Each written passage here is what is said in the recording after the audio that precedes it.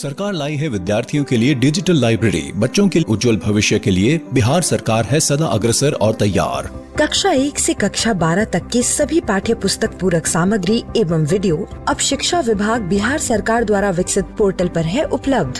अध्ययन सामग्री देखने के लिए BEPCLots.bihar.gov.in पर विजिट करें अथवा एंड्रॉइड मोबाइल पर गूगल प्ले स्टोर से E-Lots ऐप डाउनलोड करें। शिक्षकों, अभिभावकों एवं बच्चों से अनुरोध है कि इस ई-लाइब्रेरी का अधिक से अधिक लाभ उठाएं और अपनी पढ़ाई जारी रखें।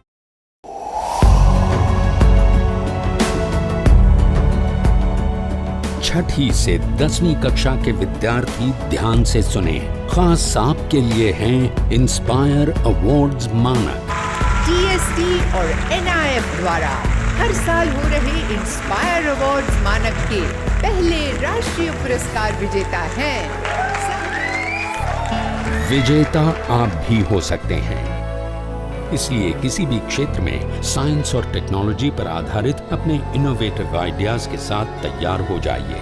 जानते हैं ना, आप में से 1 लाख स्टूडेंट्स को 10-10 हजार रुपए मिलेंगे अपने आइडियाज को प्रोटोटाइप बनाने के लिए। उसके बाद दुनिया सराहेगी आपका हुनर जब पहुंचेगा आपका आइडिया लोगों तक प्रोडक्ट के रूप में। तो अपने ओरिजिनल इनोवेटिव आइडियाज को स्कूल में जमा करें।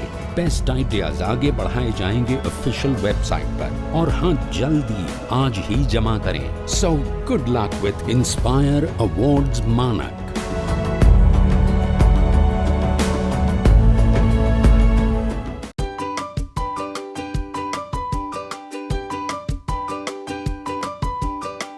तो बच्चों, लाइट में हम लोग अभी तक काफ़ी एक्साइटिंग चीज़ें अभी तक कर चुके हैं, और जैसे जैसे हम आगे बढ़ रहे हैं कुछ कुछ चीज़ें और एक्साइटिंग चीज़ें हम अभी आगे पढ़ने वाले हैं। तो हमने लाइट में 2 तरह के इमेज डायग्राम्स पढ़े थे। पहला था कि जब इन्फिनिटी पे हमारा ऑब्जेक्ट हो, दूसरा हमने पढ़ा कि इन्फिनिटी से सी के बीच में हो। तो चलिए, जो डायग्राम हमारा है इस डायग्राम को थोड़ा सा कंप्लीट करते हैं। एक मैंने कॉनकेव मिरर बना रखा है ऑलरेडी, और यहाँ पे हमारा सेंटर होगा, मतलब जिस स्फीयर का पार्ट होगा उसका सेंटर, जिसको सेंटर ऑफ कर्वेचर या वक्रता केंद्र कहेंगे। और एक हमारा होगा फोकस। फोकस मतलब जहाँ पे इन्फिनिटी से आती हुई पैरेलल किरणें वहाँ पे कन्वर्ज करें, क्योंकि ये कॉनकेव मिरर है। अगर कॉन्वेक्स मिरर होता तो ये डाइवर्जिंग होता और ये दूसरे साइड में होता। तो हमने इसके 2 सीन पढ़े थे। इन्फिनिटी पे पढ़ लिया था हमने, और इन्फिनिटी से सी के बीच का हम लोगों ने ऑलरेडी पढ़ रखा है। अब हम लोग आगे चलेंगे जब हमारा ऑब्जेक्ट सी पर हो। तो हम लोग उस पॉइंट पर मेंशन कर लेते हैं, ऑब्जेक्ट कहाँ पे हमारा होना चाहिए, एट सेंटर ऑफ कर्वेचर। अगर ऑब्जेक्ट हमारा सेंटर ऑफ कर्वेचर पे हो तब देखते हैं कि क्या क्या चीजें इमेज डायग्राम कैसे बनेगी। तो हमने यहाँ पर पहले एक ऑब्जेक्ट बना लिया। अब हमने अलग अलग 4 तरह की किरणें पढ़ी थी, उन्हीं चारों में से कुछ किरणों को यूज करके हम लोग इस डायग्राम को बनाने की कोशिश करेंगे।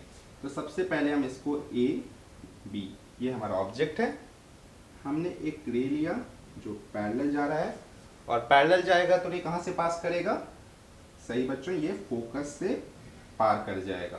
तो ये रे हमारा रिफ्लेक्ट होकर फोकस से पार कर रहा है। क्यों?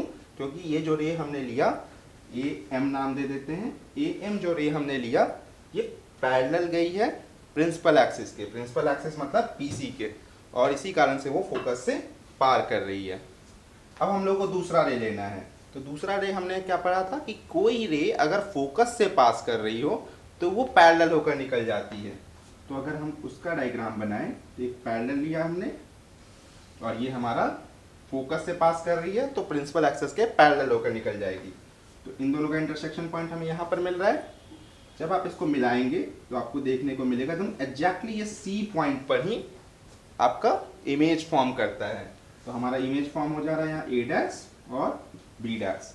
तो जब हमारा कोई भी ऑब्जेक्ट सेंटर ऑफ कर्वेचर पे रखा हो तो उसका इमेज हमें कहाँ फॉर्म होगा, सेंटर ऑफ कर्वेचर पे ही फॉर्म होगा। और जब आप कैलकुलेशंस वगैरह इसका देखेंगे तो आपको देखने को मिलेगा कि ये दोनों की हाइट भी इक्वल होती है। उसको भी हम थोड़ी देर में प्रूफ करके लिखेंगे, बट उसके पहले हम इसके कुछ स्पेसिफिक पॉइंट्स को मेंशन कर लेते हैं। पहला, इमेज हमारा कहाँ पे बन रहा है, एट सेंटर ऑफ कर्वेचर, मतलब वक्रता केंद्र पर ही हमारा इमेज बन रहा है। सेकंड, रेज चूंकि एक्चुअली में टकरा रही है, मतलब हमारा इमेज कैसा बनेगा, रियल इमेज या वास्तविक प्रतिबिंब। और जैसा कि मैंने आपको बताया कि ये उल्टे साइड में तो रहेगा ही क्योंकि वास्तविक प्रतिबिंब है, तो इन्वर्टेड भी यहाँ पे मेंशन कर देते हैं हम लोग, इन्वर्टेड या उल्टा इमेज हमारा बन रहा है। और साथ ही साथ जो इमेज का हाइट है वो ऑब्जेक्ट के हाइट के इक्वल होगा। जो इमेज का हाइट है वो इक्वल टू ऑब्जेक्ट के हाइट होगा। अब इसको हम लोग अभी तो मान रहे हैं, लेकिन इसको हम अगले ही स्लाइड में हम इसको प्रूव करेंगे कि ऐसा क्यों हो रहा है, इमेज का हाइट और ऑब्जेक्ट हाइट इक्वल क्यों हो रहा है, वो भी हम इसको सिंपल ज्योमेट्री के रूल से हम लोग समझ सकते हैं। बट आपको भी याद रखना है ये चीज़ कि अगर आप इसको ड्रॉ करेंगे तो आपका सिंपल हमें पहला रे लेना है जो कि पैरेलल जाए प्रिंसिपल एक्सिस के, वो हमारे फोकस से पार कर जाए। दूसरा आप रे लेंगे जो फोकस से पार करे और वो चीज़ आपके पैरेलल टू प्रिंसिपल एक्सिस निकल जाए। इन दोनों का जो इंटरसेक्शन पॉइंट होगा, जब उससे आप परपेंडिकुलर ड्रॉ कर रहे हैं तो आपको वो इमेज सी पर ही बन रहा है। इस इमेज की खास बात क्या होगी कि इमेज हमारा सी पर ही बनेगा। दूसरी बात है कि ये रियल इमेज बनेगा या वास्तविक प्रतिबिंब बनेगा। रियल इमेज बनने के कारण ये चीज़ें जनरली इन्वर्टेड होंगी या उल्टी होंगी ऑब्जेक्ट के रेस्पेक्ट में, और इमेज की हाइट और ऑब्जेक्ट की हाइट सेम होगी। अभी इस चीज़ का भी हम डेरिवेशन समझेंगे कि इमेज की हाइट और ऑब्जेक्ट हाइट कैसे सेम होती है। सो अब हम लोग डेरिवेशन करेंगे कि ये दोनों हाइट्स हमारी ऑब्जेक्ट हाइट और इमेज हाइट कैसे सेम होती है। तो चलिए हम उसके लिए एक और रे ड्रॉ करते हैं। एक रे हमने ड्रॉ करना है जो रे हमारा पास करेगा ए से, और अगर वो रे पोल पे जाती तो जितना एंगल यहाँ पे उसने बनाया है उतने ही एंगल पर ये निकल जाती, राइट। ये भी हमने एक रे पढ़ा था। अब उसी रे पे देखते हैं तो ये वाला जो एंगल होगा, एंगल आई, और ये एंगल आर, दोनों सेम होंगे। तो अब इन दोनों ट्रायंगल्स में हम लोग देखेंगे कि किस तरह से हम प्रूव कर सकते हैं कि ये बी और A dash B dash equal है। तो triangle A B P and triangle A dash B dash P में देखते हैं। सबसे पहले ध्यान दें तो ये एंगल और ये एंगल दोनों 90 डिग्री का है, तो हम इसे लिख लेते हैं, angle A B P is equal to angle A dash B dash P is equal to 90 degree. दूसरा, जो हमने यहाँ पर ये जो ट्रायंगल बनाया, ये जो रे गई, तो ये दोनों एंगल सेम बना रहे होंगे। क्यों सेम बना रहे होंगे कि ए से एक रे जा रही है जो पोल से टकरा रही है, और पोल पे टकराने के बाद वो ए डैश से पार कर रही है, और पोल पे जो हमारा 90 डिग्री या नॉर्मल खींचा जाता है वो हमारा प्रिंसिपल एक्सिस ही होता है, क्योंकि यही लाइन आपके सेंटर से कनेक्टेड है। तो मतलब हमारा एंगल ऑफ इंसिडेंस और एंगल ऑफ रिफ्लेक्शन, आपतन कोण और परावर्तन कोण सेम होंगे, मतलब ये आई और ये आर दोनों सेम होगा। तो हम लोग लिख सकते हैं परावर्तन के नियम से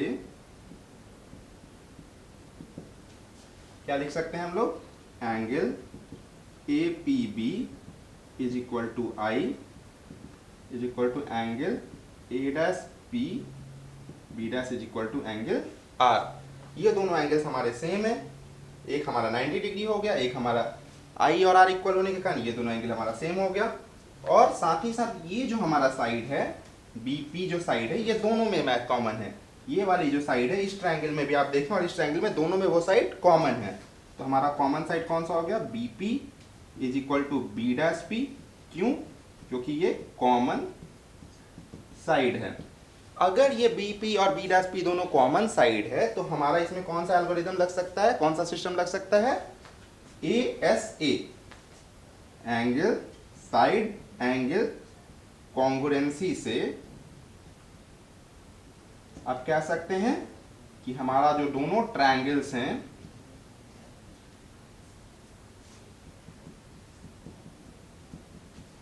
कॉन्ग्रुएंट है या सिमिलर है, कॉन्ग्रुएंट है आपके, उस कंडीशन में हमारे जो साइड्स का रेशियो होगा, कोरस्पॉन्डिंग साइड्स का रेशियो मैच करेगा।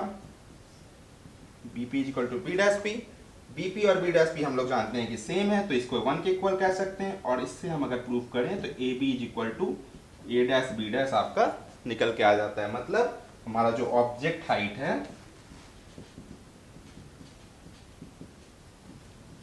वो इमेज हाइट के इक्वल होगा जब हमारा ऑब्जेक्ट सेंटर ऑफ कर्वेचर या वक्रता केंद्र पे रखा हो।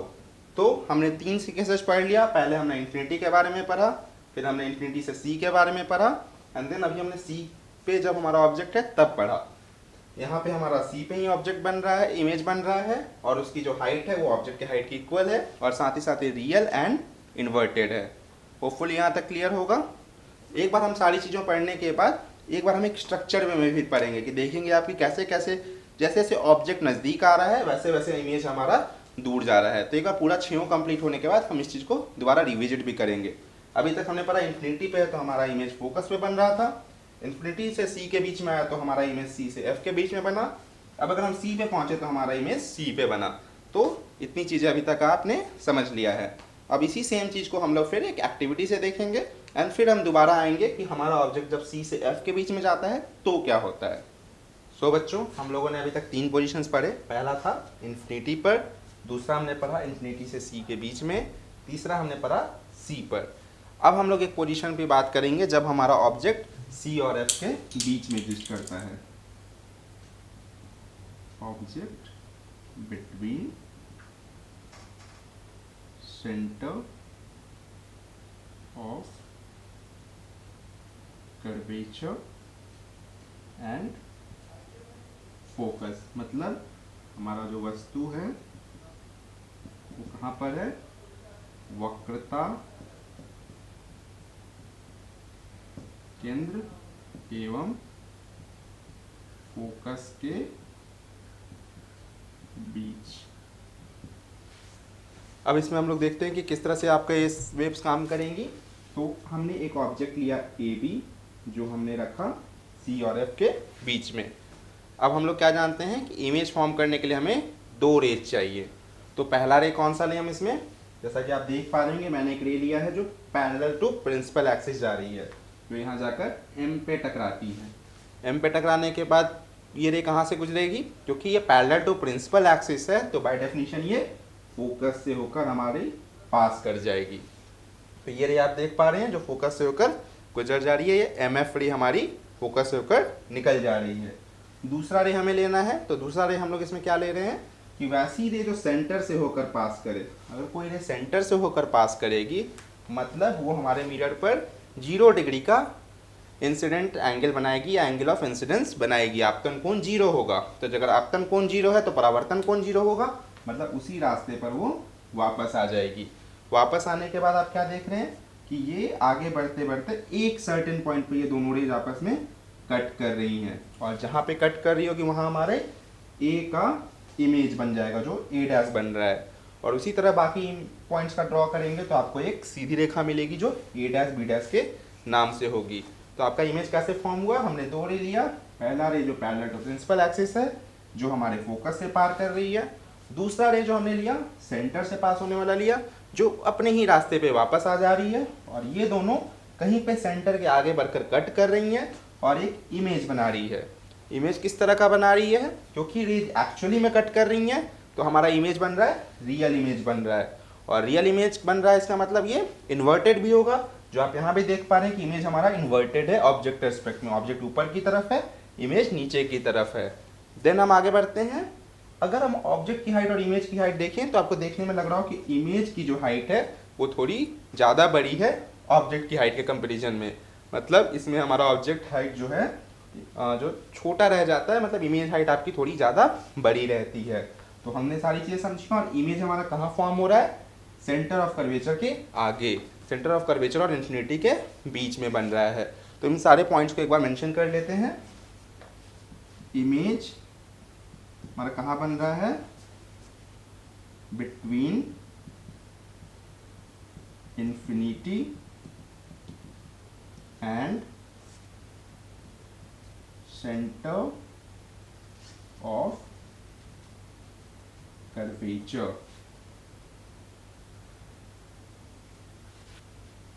अनंत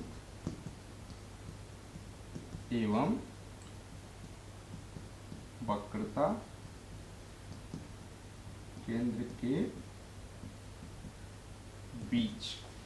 प्रतिबिंब किस तरह का बन रहा है हमारा? रियल इमेज या वास्तविक प्रतिबिंब हमारा इस केस में बन रहा है। देन ये इमेज हमारा इन्वर्टेड है या उल्टा फॉर्म हो रहा है। इमेज जो हमारा फॉर्म हो रहा है वो उल्टा या इन्वर्टेड है। और जो हमारा ऑब्जेक्ट हाइट और इमेज हाइट के बीच में क्या रिलेशन है?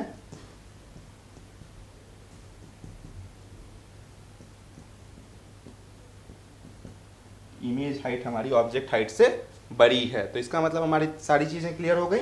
पहला पार्ट क्या था कि हमारा जो इमेज बन रहा है वो सेंटर ऑफ कर्वेचर और इन्फिनिटी के बीच में बन रहा है। सेकंड, हमारा इमेज रियल बन रहा है क्योंकि रेज एक्चुअली में टकरा रही हैं। तीसरा, ये हमारा इन्वर्टेड या उल्टा है। एंड चौथा, इमेज हाइट जो है वो ऑब्जेक्ट हाइट से बड़ी है। तो हमने क्या क्या पढ़ा अभी तक? इन्फिनिटी पे है तो फोकस पे हमारा इमेज बनेगा, इन्फिनिटी से सी के बीच में तो सी से एफ के बीच में बन रहा है, अगर सेंटर पे रखें तो सेंटर पे बन रहा है, और सेंटर से फोकस में जाएंगे तो सेंटर से इन्फिनिटी के बीच में बनेगा। तो ये चारों सिचुएशंस हमने अभी तक समझा है और धीरे धीरे हम आगे अलग अलग सिचुएशंस को समझेंगे। तो होपफुली इतनी चीज़ें आपको आराम से याद हो गई होंगी। और इसमें अगर ध्यान से देखें तो अगर आप ये डायग्राम बनाएंगे तो ऑटोमेटिकली आपको पता चल जाएगा कि इमेज किस तरह से फॉर्म हो रही है, किस तरह का उसका डायनेमिक्स है। तो इसको आपको रटने की जरूरत नहीं है, बस समझना है कि रेज कौन सी यूज करनी है और उसको किस तरह से ड्रॉ करना है।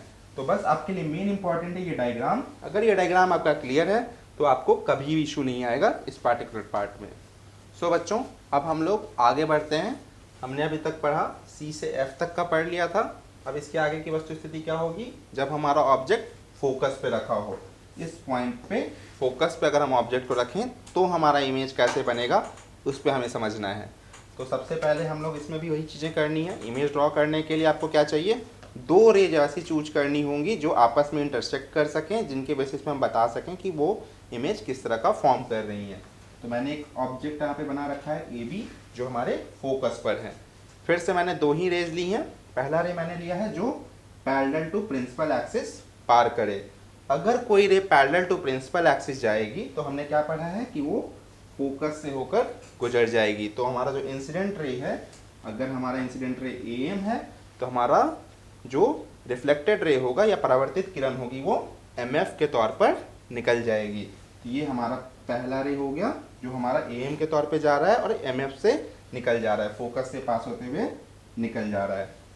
अब यहाँ पे हम दूसरा रे जो यूज करेंगे वो दूसरा रे होगा जो रे सेंटर से होकर पास करे। अगर कोई रे सेंटर से होकर पास करती है तो हमें ऑलरेडी पता है कि सेंटर से होकर कोई रे पास करेगी तो वो एंगल ऑफ इंसिडेंस या जो आपतन कोण बनाएगी इस पॉइंट पर वो कितना होगा? बिल्कुल सही, 0 का होगा। और जब आपतन कोण या इंसिडेंस एंगल 0 है, इसका मतलब हमारा एंगल ऑफ रिफ्लेक्शन क्या होगा? वो भी 0 हो जाएगा परावर्तन के नियम से। और अगर वो 0 है तो मतलब जिस रास्ते से वो आएंगी उसी रास्ते पर वो रे वापस चली जाएगी। तो हमारी रे जो सी ए डायरेक्शन में गई थी वो ए सी डायरेक्शन में वापस चली जाएगी। तो इस तरह से हमारे पास दो अलग अलग रेज मिल जाते हैं, एक ए सी रे और एक एम एफ रे। अब इनको हम ध्यान से अगर देखें तो ये दोनों रे पैरेलल चलती आ रही हैं। तो इसको आपको देख के लग रहा होगा कि ये कहीं पे बीच में कटने का कोई चांस नहीं है। तो हमने क्या पढ़ा है कि अगर लेफ्ट साइड में कटने का ऑप्शन नहीं हो तो हमें राइट साइड में देखना चाहिए कि क्या हो सकता है।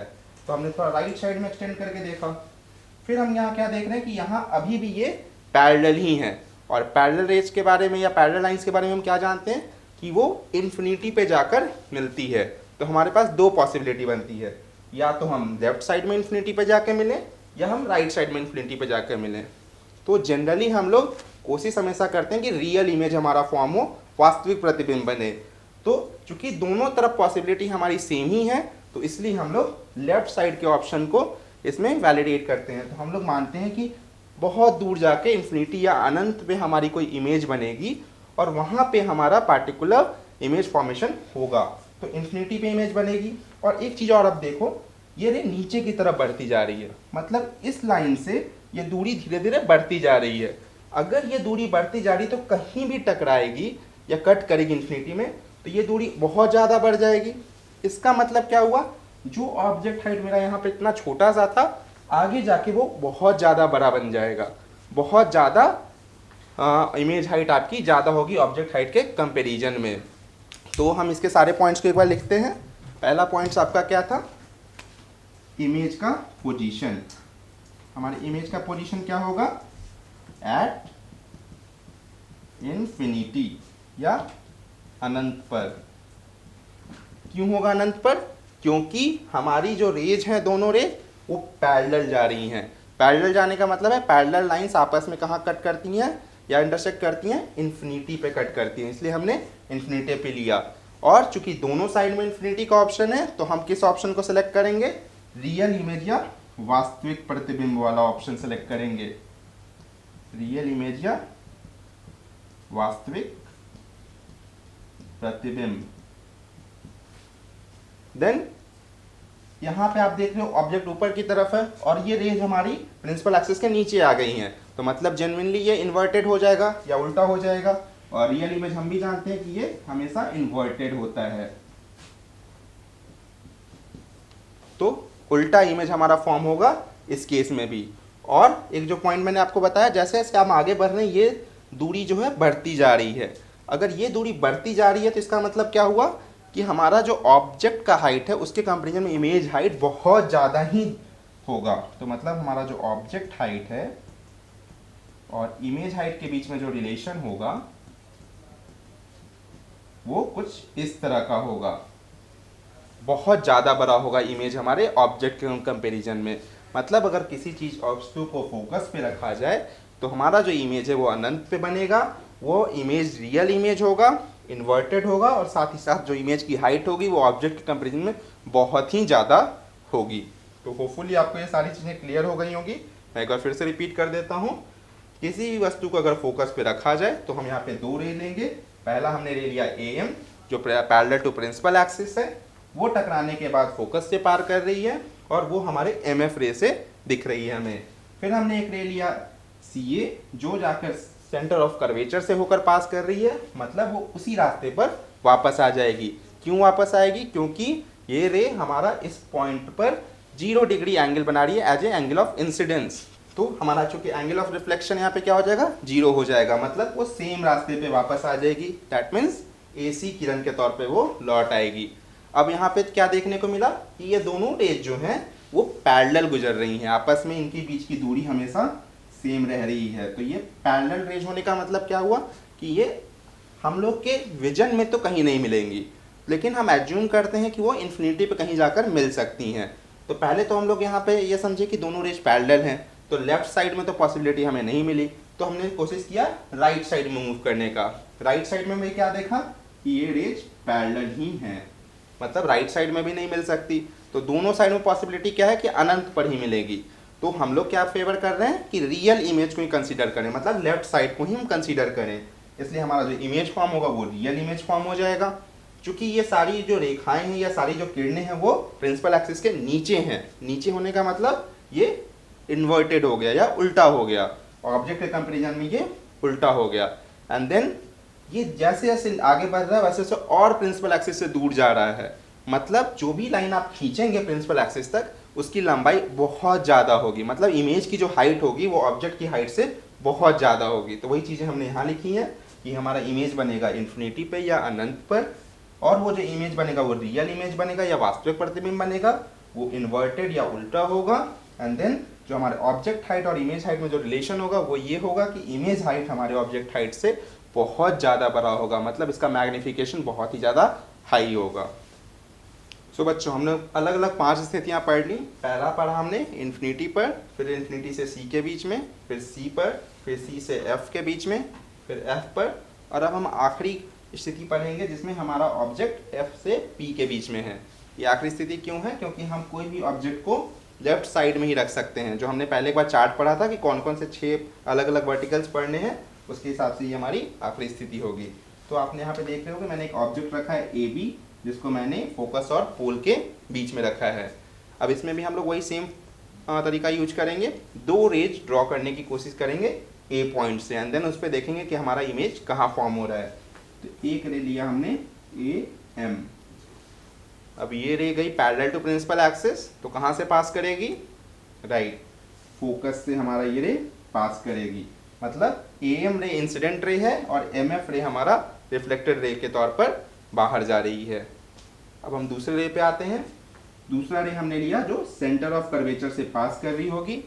फिर चूंकि ये सेंटर ऑफ कर्वेचर से पास कर रही है तो एंगल ऑफ इंसिडेंस हमारा क्या हो जाएगा इस पॉइंट पर, इस पॉइंट का नाम दे देते हैं हम x। इस पॉइंट पे एंगल ऑफ इंसिडेंस क्या होगा, राइट, 0 हो जाएगा हमारा। क्यों 0 होगा, क्योंकि सेंटर ऑफ कर्वेचर से जो लाइन हमारे स्फीयर को टच करती है वो 90 डिग्री का एंगल बनाती है। दैट मीन्स ये रे हमारा नॉर्मल के अलोंग ही जाकर लग रही होगी। दैट मीन्स हमारा एंगल ऑफ इंसिडेंस 0 है, और अगर एंगल ऑफ इंसिडेंस 0 है तो हमारा एंगल ऑफ रिफ्लेक्शन भी 0 होगा, तो वो उसी रास्ते पर वापस आ जाएगी। मतलब रे हमारी CA के तौर पर गई और AC के तौर पर वापस आ गई। तो अगर हम देखें तो फिर यहाँ पे अगर चीज़ों को देखें तो धीरे धीरे आपकी डिस्टेंस बढ़ती जा रही है और ये आगे जाकर हमें तो लग नहीं रहा कि कहीं पे मिल सकती है।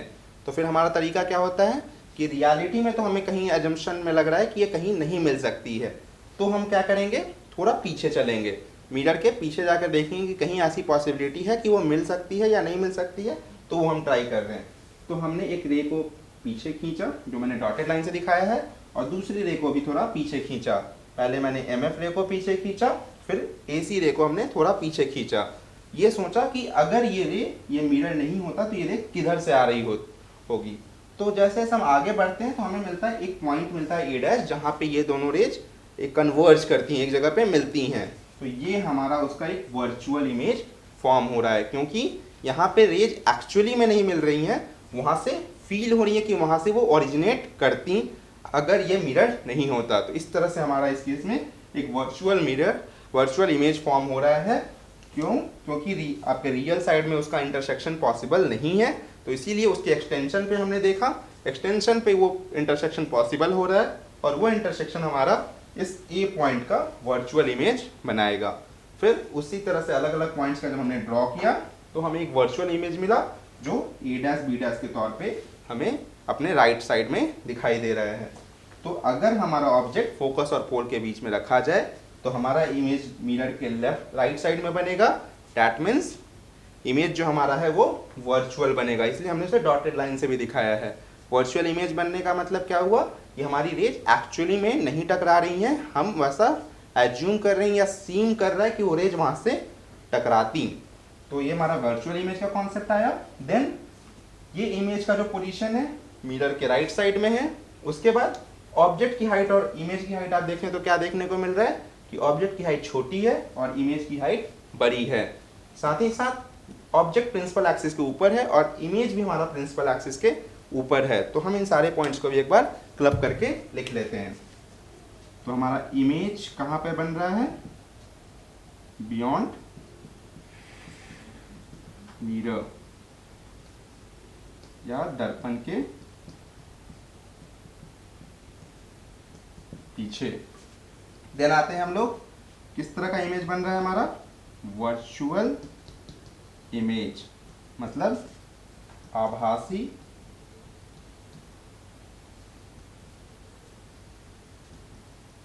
प्रतिबिंब। आभासी प्रतिबिंब किस तरह का प्रतिबिंब होता है, ये हमारा जनरली सीधा प्रतिबिंब होता है, स्ट्रेट या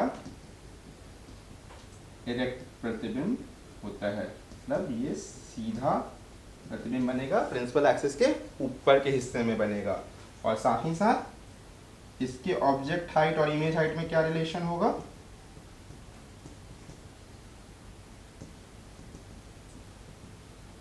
जो हमारा इमेज है वो ऑब्जेक्ट से जनरली बड़ा होगा।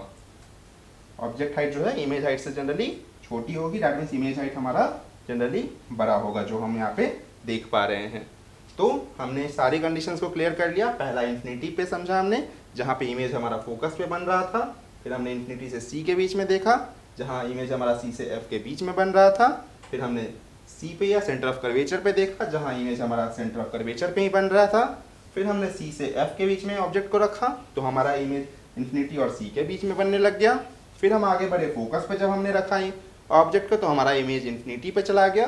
पर जैसे ही हमने फोकस से पोल के बीच में शिफ्ट किया, हमारा इमेज रियल साइड में बनना बंद हो गया, वो इमेज हमारा वर्चुअल साइड में चला गया या दर्पण के पीछे चला गया। और वहाँ पे हमारा एक अलग तरह का डायनेमिक्स आपको देखने को मिल रहा है। तो एक बार हम लोग इन सारी चीज़ों को एक चार्ट में देखेंगे, जिससे आपको बेटर तरीके से क्लैरिटी आ जाएगी कैसे कैसे वो ग्रेजुअल इंक्रीज हो रहा है या डिक्रीज हो रहा है, या रियल और वर्चुअल इमेज में कब ट्रांजिशन हो रहा है। तो होपफुली आपको ये सारी चीज़ें क्लियर होंगी। फिर से मैं इस वाले पार्ट को एक बार दोबारा रिपीट कर देता हूँ। ऑब्जेक्ट को हमने कहाँ रखा, फोकस और पोल के बीच में। ऑब्जेक्ट क्या था, ए बी। 2 रेज चाहिए थी हमें, तो एक रे हमने लिया ए एम, जो जाके पैरेलल टू प्रिंसिपल एक्सिस टकराई। अगर वो पैरेलल टू प्रिंसिपल एक्सिस थी तो वो कहाँ से पास करेगी, फोकस से पास करेगी, जो हमारा एम एफ रे से आ रहा था। फिर हमने एक रे लिया जो सेंटर ऑफ कर्वेचर से पास करे, मतलब सी ए रे लिया। ये रे चूंकि जाकर हमारे नॉर्मल के अलॉन्ग विद जा रही थी या नॉर्मल के साथ जा रही थी, तो मतलब एंगल ऑफ इंसिडेंस हमारा 0 हो गया। इसके तहत हमारा एंगल ऑफ रिफ्लेक्शन 0 हो गया और वो सेम दिशा में वापस आ गई, मतलब AC दिशा में वो वापस आ गई। जब हम इन दोनों रे को देख रहे थे तो हमें क्या देखने को मिला कि ये दोनों रेज आगे जाकर नहीं टकरा सकती हैं, क्योंकि इनके बीच की दूरी बढ़ती जा रही है। तो हमने इस रेज को पीछे की तरफ एक्सटेंड किया। एक्सटेंड करने पर हमने देखा कि एक पॉइंट पे रे टकरा रही हैं, जिस पॉइंट का नाम हमने निकाला E डैश। चूंकि ये दर्पण के पीछे टकरा रही थी, मतलब वहाँ पे रेज एक्चुअली में नहीं जा रही थी, हमने उसको एज्यूम किया या हमें प्रतीत हुआ ऐसा, इसलिए इसको हमने वर्चुअल इमेज की कैटेगरी में रखा। फिर उसी तरह से अलग अलग पॉइंट्स का जब हमने ड्रॉ किया तो हमें एक A dash B dash image मिला, जो वर्चुअल इमेज की कैटेगरी में था और साथ ही साथ दर्पण के पीछे भी था। तो इसकी कैटेगरी इसके जो अलग अलग नियम, अलग अलग जो प्रॉपर्टीज थी वो हमने जो लिखा हुआ है। इमेज हमारा कहाँ बन रहा है, बियॉन्ड मिरर या दर्पण के पीछे। इमेज किस तरह का है, वर्चुअल या आभासी, और चूंकि यह वर्चुअल है तो ये स्ट्रेट एंड डायरेक्ट था, या मतलब सीधा प्रतिबिंब था, और साथ ही साथ जो हमारा इमेज का हाइट था वो ऑब्जेक्ट के हाइट से ज़्यादा था। तो ये सारी प्रॉपर्टीज हुई हमारे वैसे ऑब्जेक्ट की जो फोकस और पोल के बीच में रखी जाए, और उस कंडीशन में हमारा इमेजेस इस रे डायग्राम के तहत बनता है। सो बच्चों, अब हमने जितना अभी तक पढ़ा उसको एक टेबल में समराइज करने की कोशिश करेंगे कि हमारी वस्तु की स्थिति किस स्थिति में रहने पर प्रतिबिंब की क्या स्थिति होगी, प्रतिबिंब की क्या प्रकृति होगी, और उसका अपेक्षित साइज क्या होगा, मतलब ऑब्जेक्ट रेस्पेक्ट में उसका साइज क्या होगा। तो हमने शुरुआत कहाँ से की थी, पहला से शुरुआत की थी हमने अनंत पर।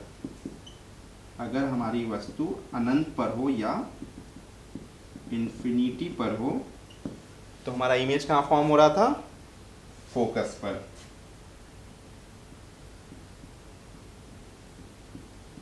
मीन्स अगर हमारी वस्तु अनंत पे रहे तो हमारा कॉनकेव मिरर के केस में वो फोकस पर प्रतिबिंब बनेगा।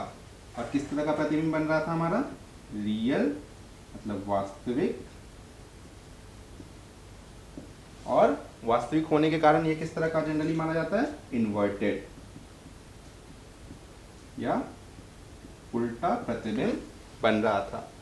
और वस्तु का साइज क्या थी, वस्तु की अपेक्षा में वो साइज पॉइंट साइज का था,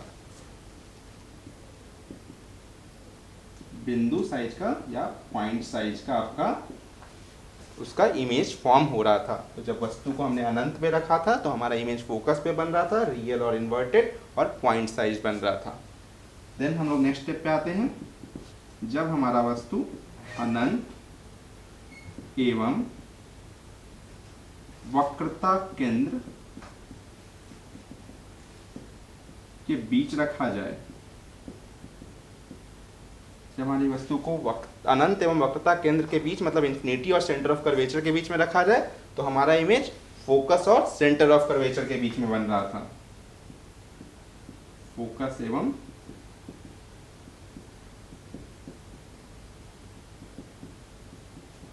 वक्रता केंद्र के बीच। और इस परिस्थिति में भी हमारा इमेज या जिसकी प्रकृति थी वो रियल एंड इन्वर्टेड ही थी, वास्तविक एंड उल्टी ही थी। और बट साइज में हमारा बदलाव आया था। साइज हमारा वस्तु की अपेक्षा थोड़ा छोटा था, बट वो पॉइंट साइज नहीं था, तो मतलब वस्तु की अपेक्षा ये छोटा इमेज बन रहा था, या स्मॉल कह सकते हैं, स्मॉल साइज का इमेज बन रहा था वस्तु के अपेक्षा में। देन हम लोग वक्रता केंद्र पर अपने वस्तु को रखे थे। जब हमने वस्तु को वक्रता केंद्र पर रखा था तो हमारा इमेज कहाँ पे बन रहा था, वक्रता केंद्र पे ही बन रहा था। तो आप देख रहे होंगे जैसे जैसे हम दूर से नजदीक आ रहे हैं हमारा इमेज फोकस से दूर होता जा रहा है। पहले अनंत पर था तो फोकस पे था, हम अनंत से वक्रता केंद्र की तरफ आया तो वो फोकस से वक्रता केंद्र की तरफ बढ़ा। जब हम वक्रता केंद्र पर पहुंचे तो वो भी वक्रता केंद्र पर पहुंच गया। तो हमारा इमेज वक्रता केंद्र पर ही बन रहा था और इसकी भी प्रकृति रियल या वास्तविक एवं उल्टी थी, मतलब इन्वर्टेड इमेज ही हमारा यहाँ पर भी फॉर्म हो रहा था और साइज हमारा समान साइज का बन जा रहा था, सेम साइज हो रहा था ऑब्जेक्ट के रिस्पेक्ट में। जितना ऑब्जेक्ट का साइज था उतना ही हमारा इमेज का भी साइज था और इसका हमने प्रूफ भी करके देखा था कि ऐसा क्यों हो रहा है। चौथा पॉइंट हमारा था जब हमारी वस्तु वक्रता केंद्र एवं फोकस के बीच हो तो उस कंडीशन में हमारा इमेज वक्रता केंद्र से और दूर चला जाता है, मतलब ये अनंत एवं वक्रता केंद्र के बीच हमारा इमेज चला जाता है और प्रकृति उसकी वही रियल एंड इन्वर्टेड ही रह जाती है, वास्तविक एवं उल्टी ही रह जाती है। और जैसे जैसे हम इस तरफ बढ़ते हैं हमारे इमेज का साइज बढ़ने लग जाता है। तो यहाँ पे हमारी इमेज की साइज बड़ी हो जाती है या लार्ज हो जाती है एज कम्पेयर टू हमारे ऑब्जेक्ट। और जैसे जैसे हम आगे बढ़ेंगे तो आप देखेंगे कि आपका साइज इंक्रीज करते जाएगा। जैसे आप स्टार्टिंग से देखें तो पहले पॉइंट साइज था, फिर स्मॉल पे आए, फिर इक्वल हुआ, फिर धीरे धीरे वो लार्ज हुआ, फिर धीरे धीरे और बढ़ता जाएगा। पांचवा पॉइंट हमने क्या पढ़ा था? फोकस पर। अगर वस्तु हमारी फोकस पर हो तो हमारा जो प्रतिबिंब है वो कहाँ बनता है? अनंत पर बनता है। और प्रकृति क्या होती है उसकी? रियल या वास्तविक और इन्वर्टेड। और इस कंडीशन पे अत्यधिक बड़ा या एक्स्ट्रा लार्ज, बहुत बड़ा प्रतिबिंब हमारा बनता है जब हमारी वस्तु को फोकस पे रखा जाता है। उस समय हमारी जो इमेज की पोजीशन भी होती है वो अनंत पर होती है। आपको याद होगा जिसमें हमने पैरेलल रेज के बारे में समझा था कि पैरेलल रेज होने के कारण वो इन्फिनिटी पे जाके कट कर रही थी। एंड लास्ट हमने पढ़ा था फोकस एवं ध्रुव के बीच। इस स्थिति में हमारा जो इमेज बन रहा था वो लेफ्ट साइड में बनना छोड़कर राइट साइड में पहुंच गया था, मतलब दर्पण के पीछे पहुंच गया था। और यही एक स्थिति है जब हमारा इमेज भी रियल से कन्वर्ट होकर वर्चुअल या आभासी साइड में चला जाता है। वर्चुअल या आभासी, और आभासी प्रतिबिंब होने के कारण ये सीधा बनता है।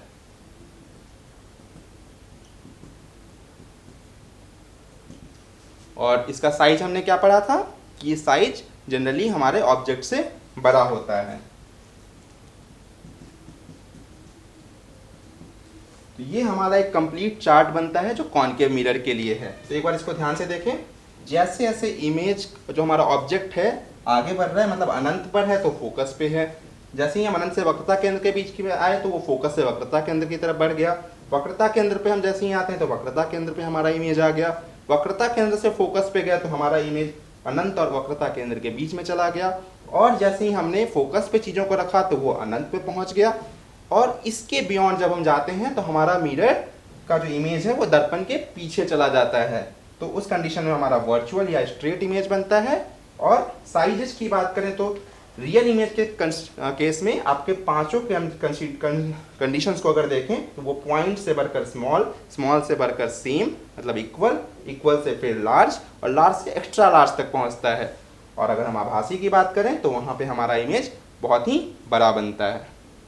तो ये हमारा चार्ट है। अगर ये चार्ट आप एक बार फिगर के साथ देखेंगे तो आपको क्रिस्टल क्लियर हो जाएगा कि एक सीक्वेंस और एक पैटर्न इसमें एग्जिस्ट करता है। और एक बार वो पैटर्न आप समझ लेंगे तो आपको उसको याद करने की या रटने की आवश्यकता नहीं होगी। एक चीज़ हम यहाँ पे ये भी देख सकते हैं कि अनंत पर हमारा फोकस पे बन रहा था। अनंत पे अगर हमारी वस्तु है तो प्रतिबिंब हमारा फोकस पे है, और फोकस पे जब हमारी वस्तु है तो प्रतिबिंब हमारा अनंत पर बन रहा है।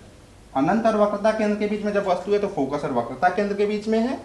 और अगर इसी चीज़ को यहाँ रखा जाए, वक्रता केंद्र और फोकस के बीच में है, तो हमारा प्रतिबिंब अनंत और वक्रता केंद्र के बीच में बन रहा है। तो आप देख रहे हैं कि एक तरह का स्वैप हो जा रहा है, एक दूसरे का रूप थोड़ा सा इधर से उधर एक्सचेंज हो जा रहा है। तो इसलिए आपका एक पैटर्न इसमें एग्जिस्ट करता है। जब भी आप मिरर की बात करते हैं तो एक सर्टेन पैटर्न आपका इसमें एग्जिस्ट करता है, तो वो पैटर्न इसमें आप समझने की कोशिश कीजिए, तो आपके लिए चीज़ें बहुत ही ज़्यादा आसान हो जाएंगी।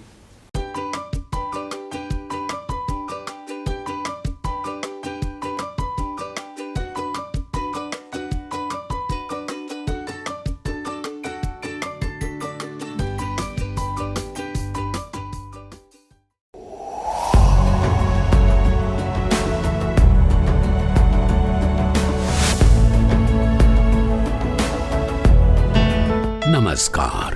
आप शिक्षकों द्वारा दी गई अच्छी शिक्षा से आज लाखों विद्यार्थी इनोवेशंस कर रहे हैं। उन सभी को इंस्पायर अवार्ड्स मानक में हिस्सा लेने प्रोत्साहित कीजिए। करना है इतना कि आपके विद्यालय के 6ठी से 10वीं कक्षा के छात्र और छात्राएं साइंस और टेक्नोलॉजी पर आधारित अपने इनोवेटिव आइडियाज आपके पास जमा करें, ताकि वो DST और NIF द्वारा आयोजित इंस्पायर अवार्ड्स मानक प्रतियोगिता में हिस्सा ले सकें। 1 लाख छात्रों को 10-10 हजार रुपए मिलेंगे अपने आइडियाज को प्रोटोटाइप्स बनाने के लिए। फिर छात्र डिस्ट्रिक्ट, स्टेट और नेशनल लेवल पर अपने इनोवेशंस को दिखाएंगे, फिर प्राइजेस और सम्मान पाएंगे। तो आज ही अपने स्टूडेंट्स को हिस्सा दिलवाएं इंस्पायर अवार्ड्स मानक में।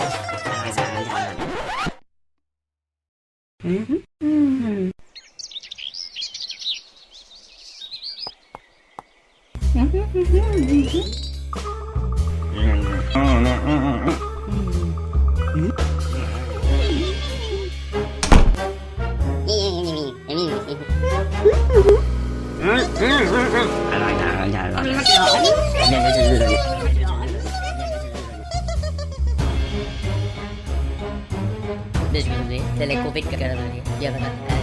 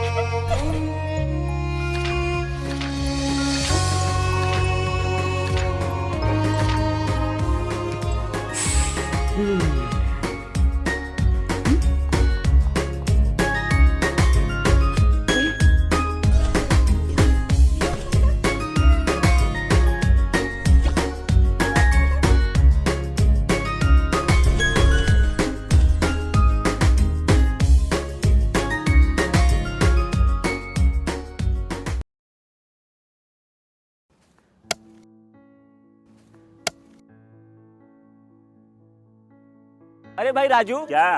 अरे सुने कि कल चाचा कुछ बता रहे थे, क्या बोल रहे थे? हाँ, चाचा कल बहुत बढ़िया बात बता रहे थे। कह रहे थे कि हम लोगों को अपने बच्चा लोग के पढ़ाई लिखाई पे ध्यान देना चाहिए। सिर्फ स्कूल भेजने से कुछ नहीं होता। बात तो ठीक है, लेकिन हम लोग ये करेंगे कैसे?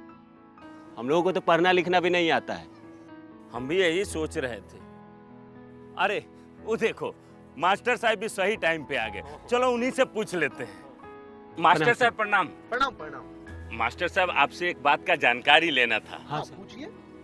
अब हम लोग तो ठहरे कम पढ़े लिखे आदमी, हाँ। लेकिन हम लोग का बच्चा लोग स्कूल में जाके क्या करता है, क्या सीखता है, क्या पढ़ता है, ये हम लोग कैसे जानेंगे?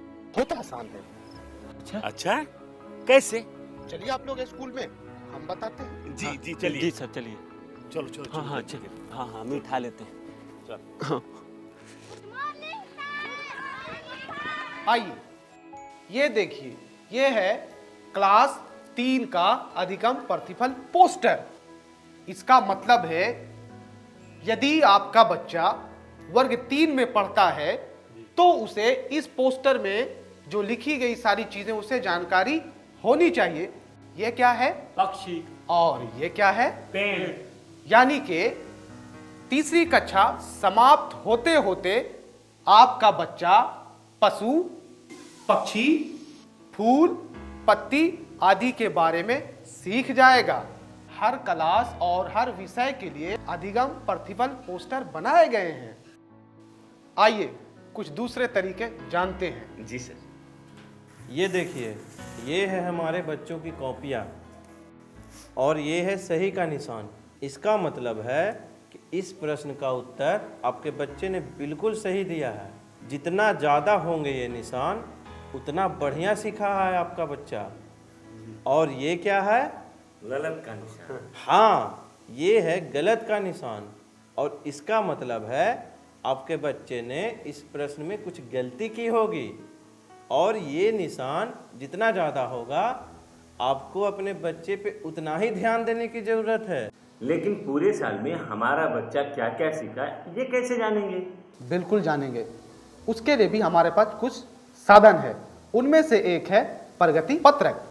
इसके माध्यम से आप घर बैठे जान सकेंगे कि आपका बच्चा पूरे साल में क्या कुछ सीखा। देखिए, ये है 3 स्टार। इसका मतलब होता है सीख चुका है, आपका बच्चा सीख चुका है। और 2 स्टार का मतलब है बच्चा सीख रहा है। और 1 स्टार का मतलब अभी सीखने की आवश्यकता है। जी हाँ, ये तो बहुत आसान है। अब तो हम जैसे बिना पढ़े लिखे लोग भी अपने बच्चों की कॉपी आसानी से जांच कर पाएंगे। बिल्कुल जांच पाएंगे मनोज। हाँ। और मास्टर साहब आपने तो बिल्कुल सही बात बताई थी। तो ठीक है, चलते हैं। आज जो आपने हमको बताया है वो हम सबको बताएंगे। आप क्या करेंगे? आइए हम मिलकर अपने बच्चों के भविष्य को एक नई उड़ान दें। आज हम पूछेंगे तो कल ये सीखेंगे।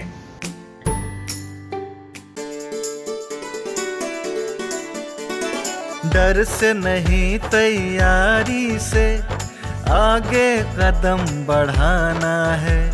रुकी जिंदगी में चहल पहल वापस फिर से लाना है। धोकर हाथ पहन कर मास्क सुरक्षित जीवन चलाना है। सुरक्षित जीवन चलाना है। डर कर नहीं, तैयारी से आगे कदम बढ़ाना है।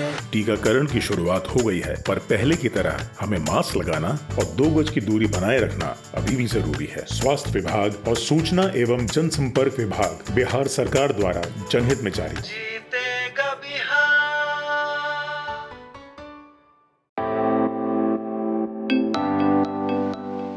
नए आइडियाज और इनोवेशन को आगे बढ़ाने का दुनिया का सबसे बड़ा मंच है इंस्पायर अवार्ड्स मानक, जहां कक्षा 6 से 10 तक के छात्र साइंस और टेक्नोलॉजी से संबंधित अपने आइडियाज और इनोवेशन को देश दुनिया तक पहुंचाने का मौका पा सकते हैं। स्कूल के माध्यम से जल्द अपने आइडिया को इंस्पायर अवार्ड मानक के वेब पोर्टल पर जमा करवाएं और अपने इनोवेटिव यात्रा की शुरुआत करें। ये करेगा आपके सपनों को साकार और एक नए नवसर्जक भारत का निर्माण।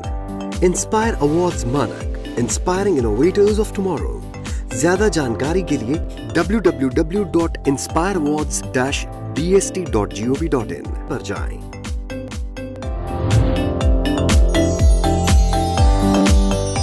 सरकार लाई है विद्यार्थियों के लिए डिजिटल लाइब्रेरी। बच्चों के उज्जवल भविष्य के लिए बिहार सरकार है सदा अग्रसर और तैयार। कक्षा 1 से कक्षा 12 तक के सभी पाठ्य पुस्तक पूरक सामग्री एवं वीडियो अब शिक्षा विभाग बिहार सरकार द्वारा विकसित पोर्टल पर है उपलब्ध। अध्ययन सामग्री देखने के लिए bepclots.bihar.gov.in पर विजिट करें अथवा एंड्रॉइड मोबाइल पर गूगल प्ले स्टोर से ई-लॉट्स ऐप डाउनलोड करें। शिक्षकों, अभिभावकों एवं बच्चों से अनुरोध है कि इस ई लाइब्रेरी का अधिक से अधिक लाभ उठाएं और अपनी पढ़ाई जारी रखें।